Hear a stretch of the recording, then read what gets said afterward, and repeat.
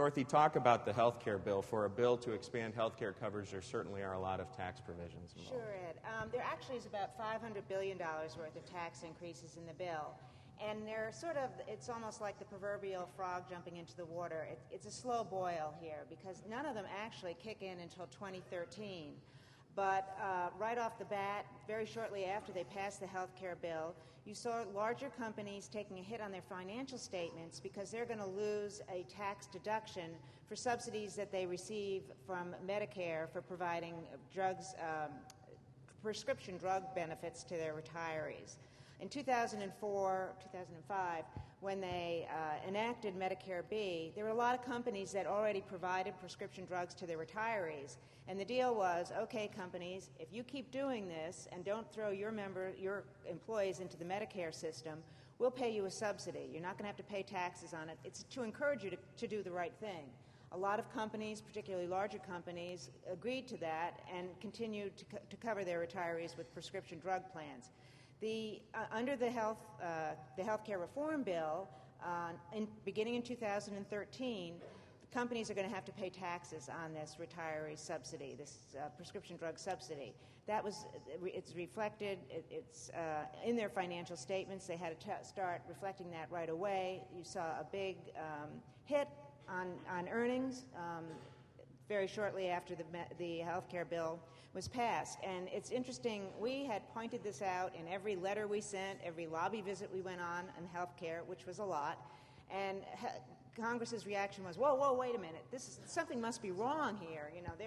There's some, mischief afoot in corporate America because they're claiming this large charge.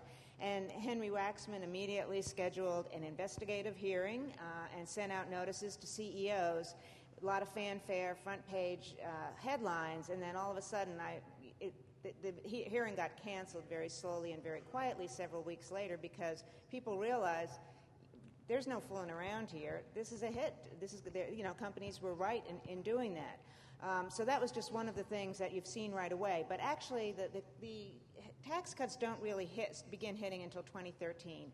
As Jim said, you've got the excise taxes on medical devices, on pharmaceuticals, on insurance companies. You also have a new surtax on high-end individuals, people who are making more than $200,000 a year, and that includes a lot of small businesses. They're going to have to pay an additional 0.9% Medicare surtax on their income, on their wage income. And investment income earned by people with over $200,000 in the $200,000 or more bracket, they're going to have to start paying a 3.8% Medicare tax on investment income. That's capital gains, dividends income, which really is a whole shift and a philosophical shift to now. Usually, in the past, Social Security and Medicare taxes was only on wage income. So applying this on investment income is, from a policy point of view, is disturbing. Much less to the people who are going to be hit by this. It's a significant tax increase. Let me ask you, you said tax cuts a minute ago. I think there's no tax cuts in this thing. You meant increases. No, I'm sorry. Okay. Tax, yeah. And when you say a 3 I get so excited. When you say a 3.8% increase, that's 3.8 points, but effectively it's more on the order of a 20% tax increase when you take the overall tax rate, or am I misunderstanding? Oh, a 20% increase. Right. In tax. I mean, the effective cost is, yes. Correct. Well, on the 3.8% Medicare tax on investment income, today you have a 1.45 employer tax for Medicare, a 1.45% tax on employees for Medicare, which combined is 2.9%. The 0.9% increase in the Medicare tax that Dorothy was just talking about only applies to individuals, but if you add that to the 2.9, that's where you get the original 3.8. Correct. Now that 3.8 is going to be applied to certain investment income of upper income individuals. So that's where that's come from. And following on one of the troubling trends that Dorothy talked about in the health care bill is the medical device tax. And for NEMA, this hits our manufacturers of MRI, ultrasound, CT scanners, because those get covered under the medical device tax. And so, in a sense, our members are being taxed for the privilege of manufacturing and selling products into the healthcare. There's more taxes. In addition to the ones I mentioned, there's also a new cap on flexible spending accounts. Right now, companies can provide flexible spending accounts. That's pre-tax dollars that you use to pay for things that aren't covered by your insurance. There's no limit. Typically, a company might cap it at $5,000, but beginning in 2013, the cap is going to be $2,500. And this is, again, from a policy point of view, people who choose to set aside more than that are going to be hit by a tax increase. But also, this flexible spending accounts have been a great way to control health care costs, and that's why we got into this debate to begin with. So here you're capping something that's really been working, which, again, gives us a lot of concern. And finally, I think the last big tax increase, and one that maybe has gotten more press than the others, is the so-called 40% excise tax on Cadillac plans.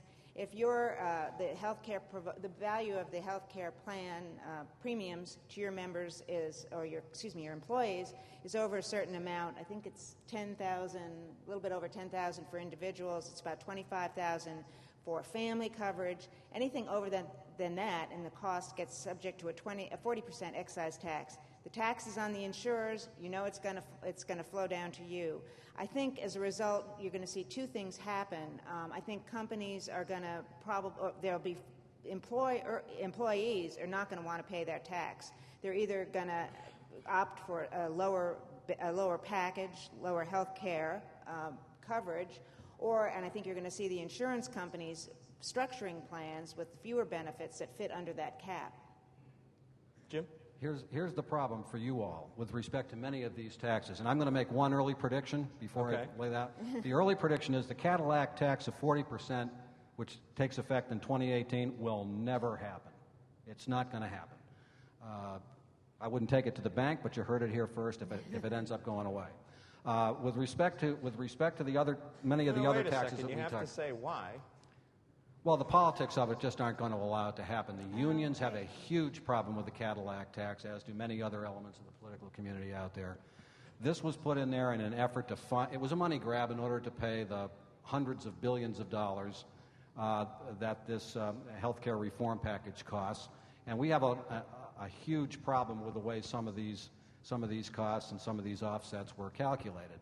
But just one quick point, and that is that many of the taxes that we just talked about, virtually every analysis that we've seen suggests that they are all going to flow down to you. You're going to pay them in the form of higher than otherwise would be the case health insurance premiums for yourselves and for your employees and their families. Kyle, you were looking askance at Well, I was going to say that Congress's legend for passing something showing that it's paid for and then going back and amending it and changing it when the politics change. And that's what's going to happen on a number of these provisions, fortunately or unfortunately. Yeah. I think that when we look back at the tax debate in Congress, we had thought that the year 09 and 10 would have been a year for some financial and tax reform legislation, major reform, because of the expiring 2001 and 2003 Bush tax cuts.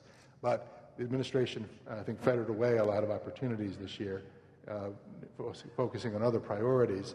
And so next year is when Congress is really going to have to be buttoned down to really focus on tax reform in a major way.